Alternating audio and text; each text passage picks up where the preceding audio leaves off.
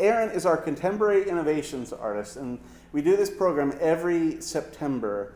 And Contemporary Innovations was started by my predecessor, Sydney Dexter, here at the Delaplaine.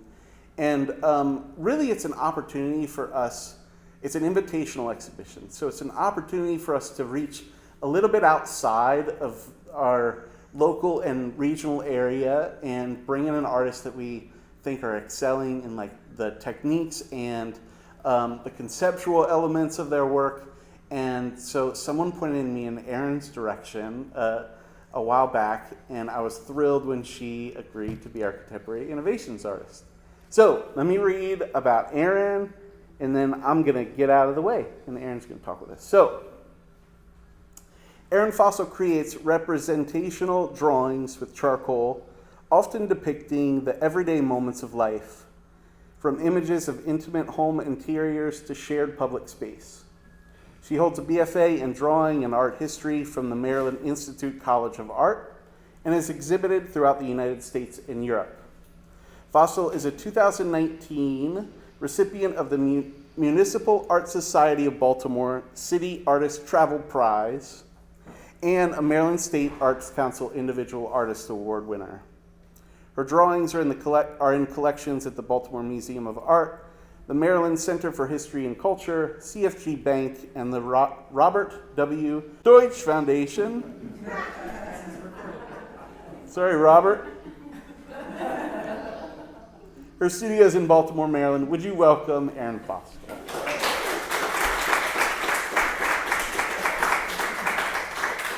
Hello, glad to be here.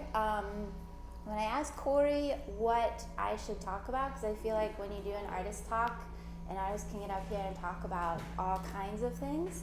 And he asked for me to do sort of like kind of like a full retrospective explanation of like what I have done and a little bit about my materials and stuff. So I'm just gonna give you like 20 years of art, but I'm gonna hopefully speed through it. And I have notes, which hopefully I actually look at, but who knows. Okay, so I'm gonna share bodies of work that spans 2 decades. I graduated from MICA in 2004 with a degree in drawing. I love that I have a degree in drawing and not general fine arts, not painting, not whatever else. Like, I love drawing. I love specifically drawing, the act of drawing, the tools of drawing. And so I'm really proud to have a BFA in drawing. I use charcoal. I love it. Anytime I tell people that I work with charcoal, they're always like, ooh, like that's a really messy material. It's really like complicated, hard to use. And I don't think that clearly. I love it. I like that it's a little bit messy. I like that it is literally the oldest material used for the creation of art. There's something really poetic about me using it today in like 2025 and it being like the very first thing that was used in those cave paintings.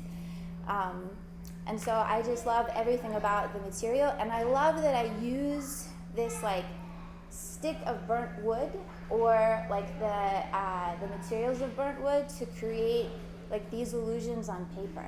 Like, I remember learning how to do that in school. Like, at one point I was terrible at drawing, and then there was a shift that happened and I was like really good at making things look like what I wanted it to look like. And I just remember being very enamored at that moment, and that has stayed with me for like 20 plus years, which is why I still do it. To this day, I'm like, man, I drew that. Like, that's cool. How did I do that? And so to start, I'm just gonna like show essentially like the materials that I use, just as kind of like you can purchase all of these materials at like your Dick Blick. They're really basic things that if you've taken any level of like a life drawing class or whatever, you are familiar with all of these things. I use compressed charcoal. That's when I want to get stuff that's like really dark in my drawings. I use like willow sticks or other like vine charcoal sticks. I do a lot of pencils, especially when I'm working really small. I have a bevy of erasers that I use, everything from your like traditional kneaded eraser to high technology of electric erasers. And my favorite is the mono-click eraser because that thing will get you all kinds of detail. So I use the erasers not just to erase back to like maybe correct a mistake, but also to lift tone. Because the thing about my drawings is that I'm really trying to get as much tonal value as possible. And so I'm just trying to use any tool I can to expand that tonal value, like my fingers, erasers, chamois cloths. This is my absolutely favorite tool, and I like to joke that I have them in a degree of dirtiness. I always have a fairly clean one, and then I have a medium dirty one, and then I have a very dirty one. And these in themselves will put down tone and will be how I really get like nice areas of like more sensitive sort of tone put down. So I'm gonna start way back when Erin was just a little baby graduating from MICA. This is my work for my senior thesis at MICA, and sometimes I'm like, man, it's weird to like show my work from my student years, but if you open a book of like Picasso or whoever, like you see their student work in there, so I'm just like Picasso. And so when I was graduating from MICA, I remember, I'm about to like exit school, and I'm thinking a lot about like, what am I gonna do with my life? What do I want to say with my art? Who am I as a person? Like all of the ways that you freak out as you're about to like exit, your college years. And so I wanted to make work essentially that was about that experience, like me trying to figure out my identity, not just as a person, but also as an artist. And I had been using charcoal very consistently throughout my time at MICA. I was just like, essentially on day one, I'm gonna be really good at this thing. I went to MICA initially to be an illustration major, but quickly learned that I didn't really like the illustration program, and so that brought me into the drawing program. And from there, I was just like, I love this material. I'm gonna draw with this for like 4 years, and I'm gonna be really good at it when I graduate. Like that was how I approached art school, kind of more like a technical college. I really was like, this shit's very expensive. I need to leave here with a skill. And so that's how I approached it, was like, I'm gonna have a skill when I graduate, and that skill, please Jesus, like send me off into the world so I can do something with it. And it worked out. And so now I do these drawings. So I was making this work, and I was thinking a lot about sort of my identity. They're very playful because even though the majority of work I've done since then is very serious, I have a sense of humor. And so a lot of these works are playful and narrative based. They're very much about me sort of adopting these characters that I was familiar with and putting myself into their position via costume and seeing how I would react. And it was sort of a way of me being like, well, here's their story. Let me see what I would do as Erin in that story. And so I dressed up as Salome. I dressed up as Snow White. And I just wanted to see what happened when I put on those clothes, like what pose I would take. And that was sort of me sort of figuring out like, how I would react, how I wanted to be. It turned out with Snow White, I was like, yeah, fuck yeah, I'm gonna bite that apple, even though I knew everything was gonna happen. And Salome, there was, a dark sense of pride. I love this drawing so much, and my husband is laughing, because this is my ex-husband's head. And this drawing is owned by my brother, and so I get to see it all the time. But so I was just continuing to sort of play around with different characters, put myself in these different roles, just to see what would happen. I was also like, this is gonna be big. So all of these drawings are life size. The errands are all very large because I really wanted to take up space. I really wanted you to see them and to see me. And so this was what I was doing right up until I graduated from school.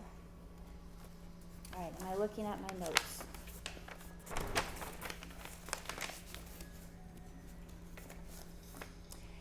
And then after school, so I've graduated, I'm out in the real world figuring shit out, and I wanted to continue using the figure, but I wanted to leave the narrative behind. narrative-based work is really great, but I think at the time it really felt like I was having to choose too much of like a specific story. And so I left the narrative behind and I just started working on more figurative work that really was to do with light and shadow and pattern. And really I was also just keeping myself moving and keeping busy, because I was like exiting school, working a full-time job, trying to figure out how to balance all of those things. So these were some of the first pieces I made as a graduate of BFA in drawing. This was also the first time that I had switched up my material. The previous drawings were all done on Reeves BFK, which is a very classic printmaking paper. That's my favorite paper to this day. These are drawn on muslin, which is this material here. And I sort of did this, switched to these because I was trying to solve that forever problem we have as people who work on paper. So you gotta frame it before you put it up for exhibition. And I was poor, and so I was trying to problem solve ways out of that, and so I started working on muslin. And so I did these first initial ones on muslin, but it was very quickly like, I don't have the temperament for that, because charcoal on a white fabric, you cannot erase. And so I had to move very slowly, very methodically, and Erin at 25 was like, no way. And so I think I did these pieces and was like, never again. But so I'm just sort of figuring out different things that I'd like to draw, keeping myself moving. And I think I was about maybe like 4 years out of school, and I was really feeling like the drudgery of just like existing as an adult. Because I was trying to do this thing with like art and trying to be an artist, but also like I had to have a job, I had to like pay rent, I had to like have autonomy as a human outside of like my parents' house. And so I remember sort of falling into this space that I know a lot of students do, where it's just like, how do I balance doing these things of life where like I want to do this thing, but also I have to do these other things. And so I made work about it. And these are all works that are about play and about how I was remembering that when I was a kid, you know, I had ample time to do all kinds of things. I would just sort of melt into like an imaginary world, and the world around me would change with that, and just like being so immersed in this active play that things just sort of changed. And so I did this series of 2 Erins, one real and one imaginary, who are just in this active play where it is so immersive that the world around them just changes. These were really fun to do, you know, to find like different props. Again, I was getting back sort of into that love of sort of like costume and character. I did literally make all of these things. As a teacher of mine at Micah once said, "You're a real purist, Erin. You don't like to make things up." And I don't. I like to actually have the thing, look at the thing, have ownership enough of the thing in front of me to then draw it. I don't like to draw stuff from my head. And so I was making a bunch of work like this where it was just very playful, and it was just me trying to figure out, you know, how can I get, you know, maybe excitement or joy back into this practice after, you know, just trying to figure out how to pay bills. And then in 2014, some really sad shit happened, and my dad died. And I was, you know, sort of thrust into this new experience of life. And as always, the thing that I fall to when I'm making work is what is the thing that will sort of serve some need that I have, something that I have to express, something that I have to deal with. And so I decided that I was going to make work about, or maybe not about, but as a work that was a commemoration of his life, and work that would serve as a way to handle his loss. And my dad was an architect, and so throughout my life, he was always pointing out a building, you know, having me question, you know, like its material, its size, what have you. And so it felt really right to draw buildings. And so I just started drawing buildings around Baltimore. And this was a really wonderful project to work on because even though I've lived in Baltimore the majority of my life, I really had this ability to sort of navigate it in a way with new eyes. I think prior to working on this series, I was mostly like in a car, and I was like driving around and through things. But at this time, I started riding a bike. I started going on long walks.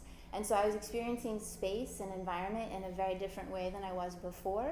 And so I think of all those things as well, just in sort of a way of commemoration of just having a parent who was just always like, let's go on an adventure. Let's just go check out. What if we go on this road? And so it felt like a really good usage of, I don't know, my studio practice, my time, my energy to put into these drawings. A friend of mine adeptly called them sort of vessels for my grief. I don't know if I would think of that as the drawing or the building, but maybe both. So I just started drawing lots of buildings around Baltimore, and none of them are touristy, purposefully not touristy. They're all buildings that maybe something I came across like all the time, or something that I came across and it just felt like it fit a need. It did something for me. And so that was the only reason I drew something, was just that it felt like it did something for me. And these are all drawn on the Reeves BFK paper. And they're drawn at different sizes. So some of them are fairly small, like this one is 17 by 17. This one's 38 by 26. And so I'm just playing around with size a lot, just to see what feels right, having works that are huge versus works that are intimate. I also, at this time was really trying to focus on like selling work. And so I was very thoughtful about, different sizes of work means that I can hit different price points. And so I was just starting to think more about the sustainability of a practice as well. On occasion, there'll be just little phrases that enter into the drawings, like this one at the bottom that says, just list possibilities and their combinations.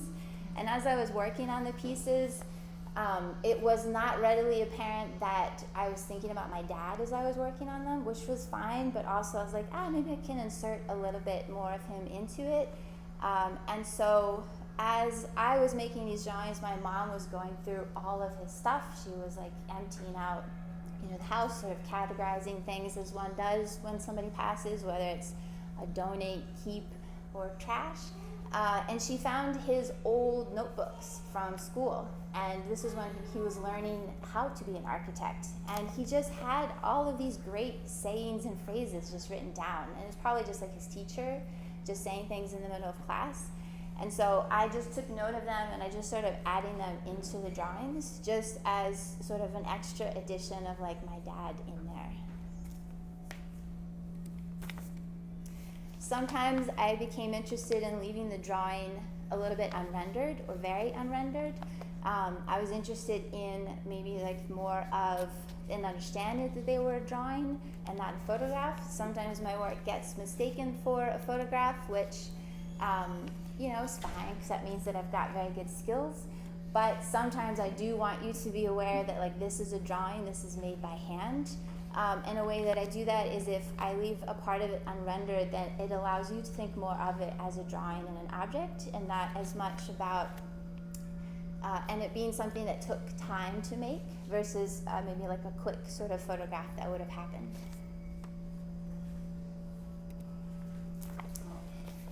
And as I said before, the series really allowed me to experience the city in a very different way. For this drawing, I knew I wanted to draw these cargo cranes, because anyone in Baltimore, you see them around town, and they're just sort of like an anchor of awareness as to where you are in the city. But I knew that I wanted to draw them from the water, and I think after really having this desire for like a year, and trying to like figure out how can I get my body onto the water along this like industrial part, my delightful husband got invited on a tugboat ride with I think a bunch of like developer people, and it was a very serious thing, and I was just there to be like, let's just take pictures. And so I got to go in the exact position that I wanted to be in to take the photo. And so it was really fun to be, from seeing these things like to be this big so far away, to being underneath of them and to really understanding the scale of them.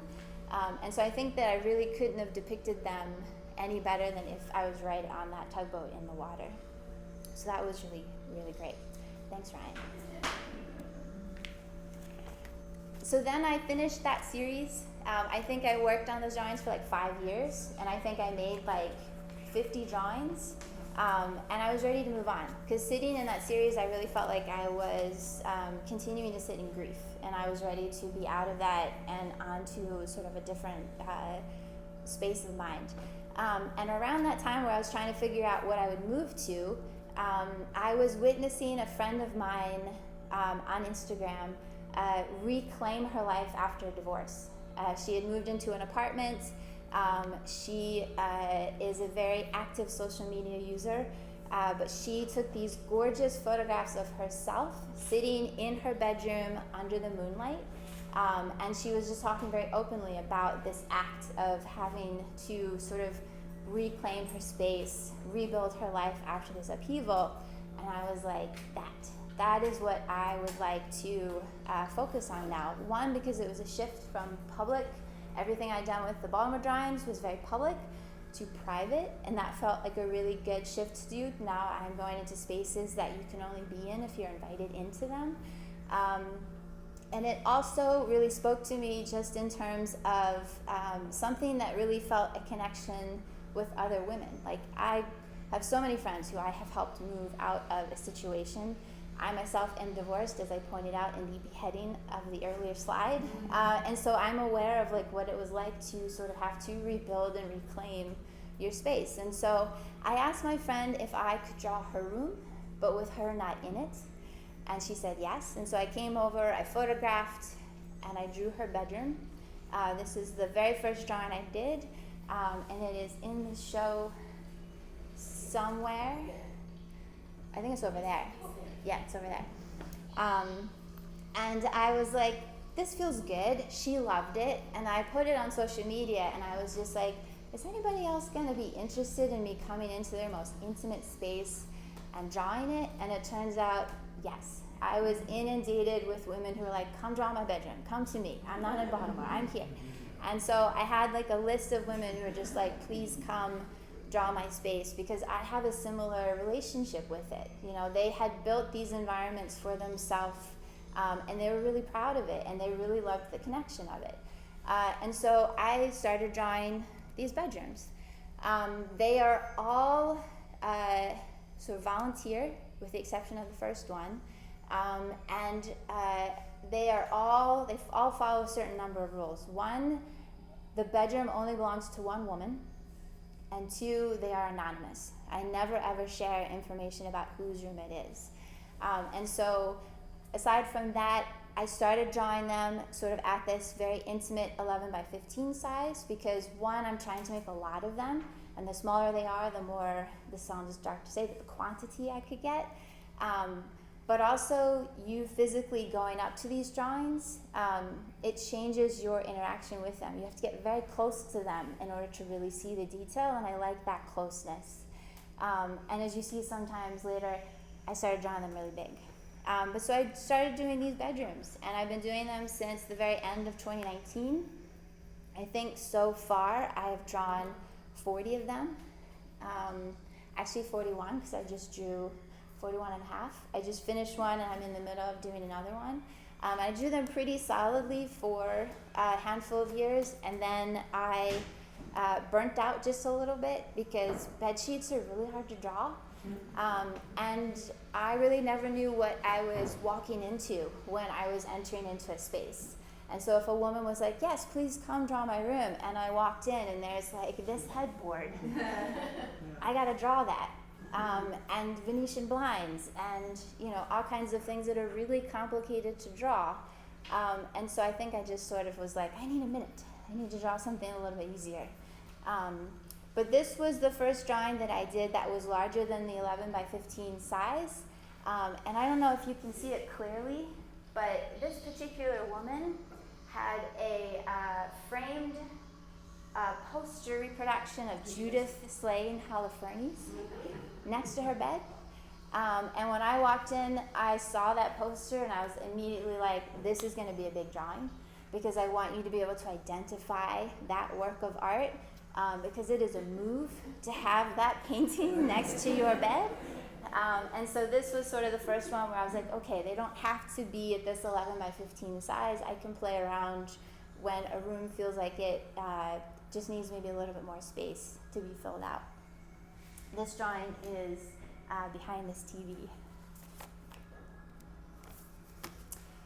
All of the bedrooms that I had been in were all volunteer. Like I had met the woman. She had invited me to her house. 2 seconds later, I was in her bedroom. I was photographing. We're having conversations. So even though if I didn't know the woman, which is the case for a lot of the drawings, I had some interaction with her.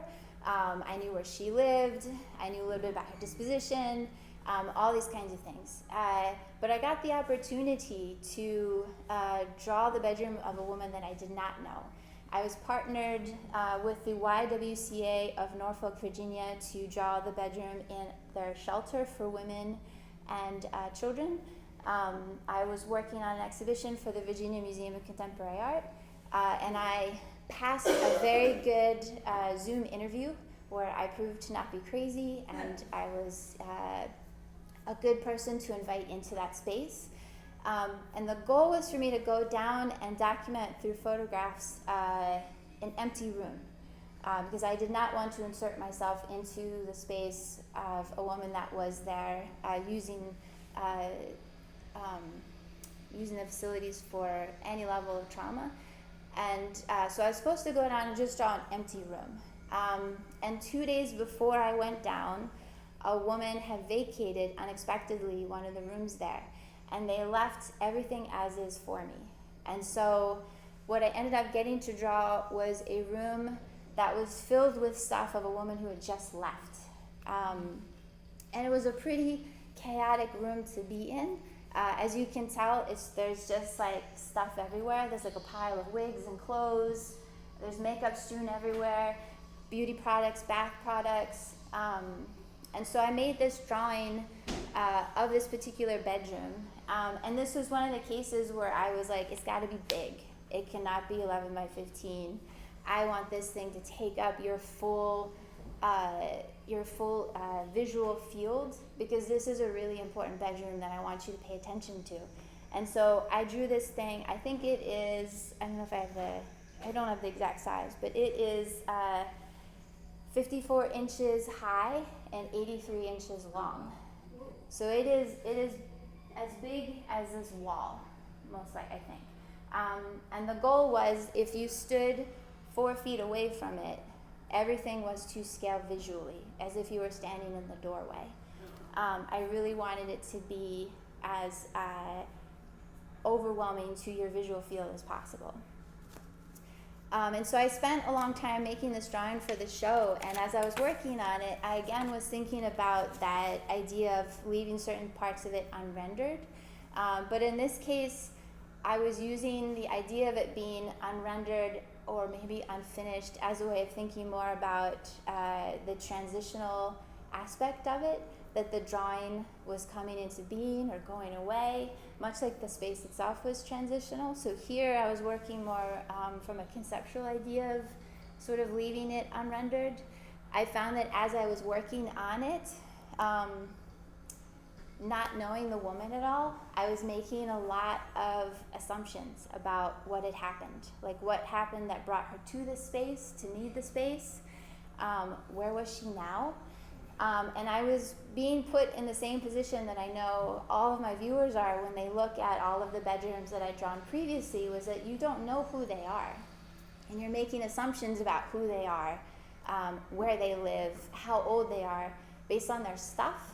And I forever was having conversations with people who were just like, I know exactly where that bedroom is. I know how old that woman is. And so I'm like, please tell me. And they tell me, and then I'm like, you're wrong. Like 99% of the time, everybody is wrong about who they think lives in these spaces. And I found that really interesting, that we have such certainty of knowing about a person just based on their stuff, and how much of ourselves we bring in with those assumptions. And so here I was drawing the room of someone I had no idea, nothing about. And so I found myself in that same position of just not knowing, where is she? Is she okay? Whose stuff am I drawing? And I think I went through the full sort of scale of just like being really sad to being really happy to being just angry. So it was it was kind of an emotional piece to work on. But when I put it on display in the Virginia Mocha, it had the effect that I wanted, which is just people were just like, whoa. That's one, they're just like thinking about the stuff and then thinking about the woman. And I could overhear all of the conversations that were happening. And the drawing did exactly what I wanted it to do, which was to think about the woman that would occupy this space, and to consider her and that need, and to give her more time and empathy. And so I drew this one, I did not mention, I drew this one because I wanted it so big. This was when I went back to the muslin. Muslin comes really large, and so I could scale up as big as I wanted. And so this was my first time going back to the muslin after having worked on it earlier.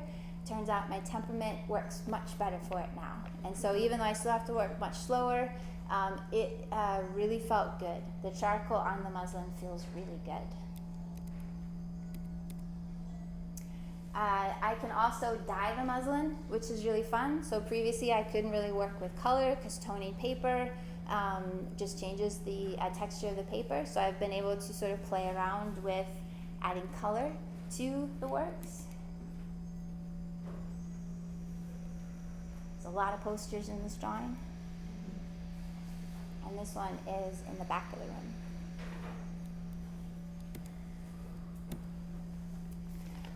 During the time when I was doing the women's bedrooms, COVID happened, and so I clearly could not go into rooms. I could not meet up with women. It was not safe to do so. And so much like everybody else in the world, I was in my space, and I was learning to look around at my own environment, and to appreciate and be more aware of things like how the sun moves through the house. And so at the beginning of COVID, I just started taking like hundreds of photographs of just these shapes that would happen as the sun moved through the house throughout the day. And I think I probably took photos of it for like a year, and I just have so many pictures. But it didn't feel quite right to draw them until about a year into the pandemic, and I had the very sad experience of a miscarriage. And it was sort of, once again, I was in this position where I was just like, ooh, I got a lot of feelings, and maybe my art can help me express those feelings. And so I began to draw these photographs that I had taken, because essentially I just needed something really beautiful to work on. And they were beautiful images. They were these very ephemeral moments of sun that would hit. And if I walked away, sometimes if I came back to try to take a picture, it would be gone. And so it was a very fleeting moment. But they were also just like gorgeous. I mean, just how the sun was hitting and the shadows that were casting and all of the tonal values that were happening, I was just like, wow, this is my jam. And so I began to draw them, and at first I just drew 4. I drew morning, midday, afternoon, and evening. And it was just sort of a short, small series of just like the day through my house, of how the sun is moving from front to back. But they each are drawn to scale, because it's very important that you think about the physicality of my house as you experience the drawing. And so some of them are quite big. This one is 42.5 by 48. I was measuring Venetian blinds to make sure that I was drawing it to scale. Same for this one. This one is 42.5 by 63. It was really important for me to just have them be as close to the experience of me seeing it in my house for you. And when I first displayed them, am I gonna have a picture of that? No. When I first displayed them, I also hung them where they happened. So this one was up very high, and then this one was on the floor. And it again was just a way to sort of like recreate the experience of them happening in my house. And after I drew 4, I was like, I could keep going. And so I just kept drawing them. And I was really fascinated that I ended up drawing the most mundane things, like my kitchen sink or my IKEA kitchen cabinet.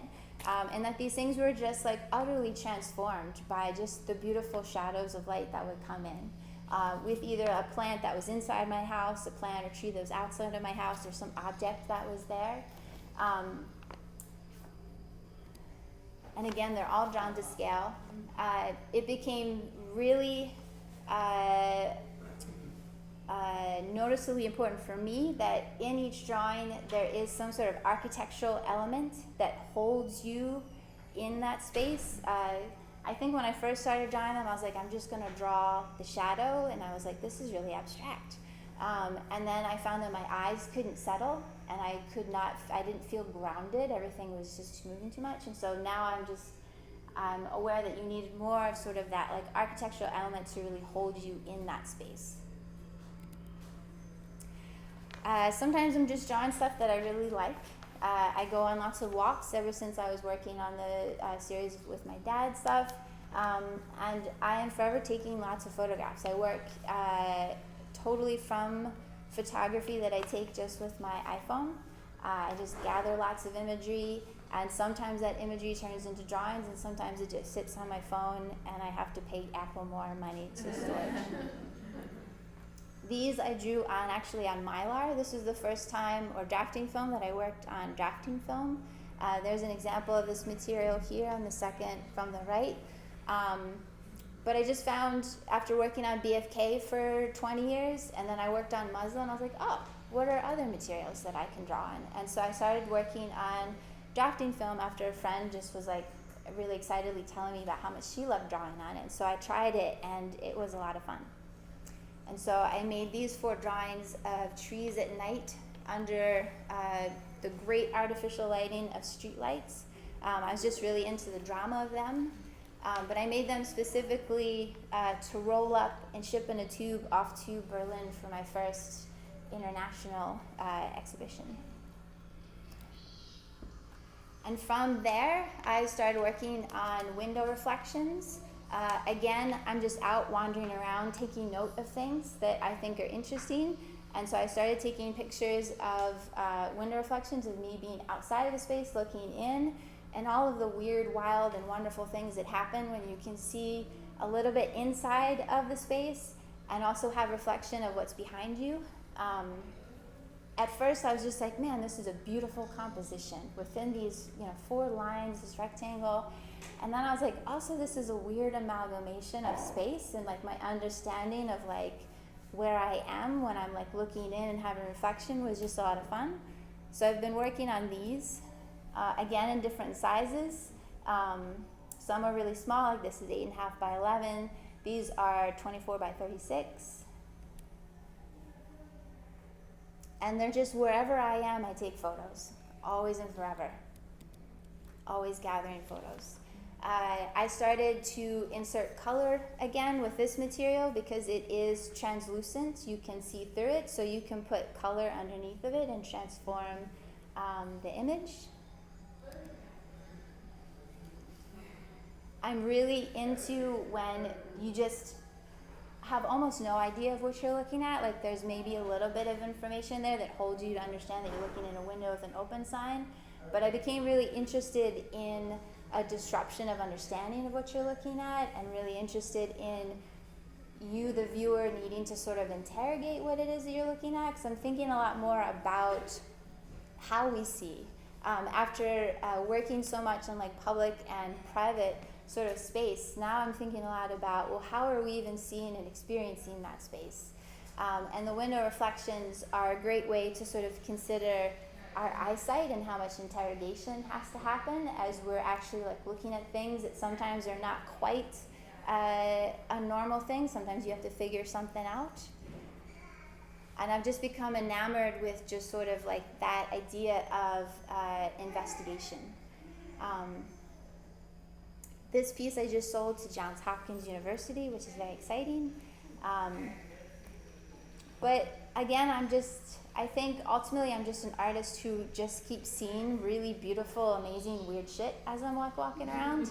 And I am just like, I want to draw that. And so I take a photo of it, and then I will labor over it for hours and weeks and sometimes months, turning it into a drawing. Because apparently that's my jam. As I'm thinking more about this idea of how we see, so the window reflections are things that are sort of like, there's like interrogation of what you're looking at. I'm also thinking a lot about nighttime, and sort of that when you have no light, how can you see, shadows? How can you understand depth of space? Like when there's not enough information for your eye, what are you doing to sort of like navigate that space or understand the corners and all that? And so I'm working on a bunch of different sort of like night images that are either exterior landscape or interiors. And the idea is that I am trying to leave it open to the degree that I'm not defining all of the space. And so you have to look at it and you have to sort of insert into that and figure out, well, what exactly am I looking at? And this is a thing that I've been thinking about probably ever since I read Bill Bryson's book about the body, which if you haven't read it, it's a fantastic book. But he talks about in that book essentially all parts of the body. And when he talks about vision, he talks about how, don't quote me on this, but 10% of our of what we see is actually information coming in through our eyes, and the rest of it is our brain telling us what we are seeing. And I just have become really fixated on this idea that our brains are determining what it is that we're looking at. And so, what does that mean? When I'm looking at something that I don't understand, where am I pulling from? And oftentimes it's memory. You're pulling from other things that you have seen, other things that you have experienced or sort of cataloged away. And so as I'm working on the window reflections, which are really discombobulated things that you can see every day, and then the night drawings, where it's sort of playing around with the depth. I'm also working on memory drawings, which for the first time in a very long time, I'm drawing from my head, which is really weird. And I'm thinking about just different sort of memories that have stuck into my brain that I have no photograph of, mostly because it was not a place or time where I could take a photograph. But trying to see what the method is of getting this memory out of my head and onto paper. And how can I get it as close to my brain as possible? And it's been a really interesting and challenging thing to work on because one, everything that I've drawn up until now is so specific. I have a lot of detail, and the less detail, the more it makes sense for what's in my head. And so they're becoming more and more abstract, which I gotta be honest, makes me a little uncomfortable. But it's interesting to just sort of do them in multiple to see what happens if I draw it over and over again. Can I get closer and closer to the image? And it's just been a really fun exercise of figuring out how to pull from my mind this thing that is so ingrained in there. When I recall these memories, they're so solid in my brain, but when I try to put it onto paper, I'm like, whoa, this is really, the communication between brain and hand is really interesting. Drawing them in multiple also allows me to maybe make one that's a lot more detailed and then one that's a lot less detailed and more abstract. And then you as the viewer can look at them and sort of, maybe when you're looking at this one, you're like, I don't know what that is, but you look at that and you're like, oh, chairs and vending machine. And so I'm also sort of setting up this situation where you can look between these drawings and sort of apply information to the others, which I think is really interesting to do. Most of them have been small, and so now I'm sort of working on seeing what happens if I make them bigger. And so all of these are sort of done on little pieces of paper that I'm just pulling out of my flat file. And now I'm seeing if I turn it into more proper finished thing, what does that look like? And so I've started making them at a 30 by 40 size. And that's it.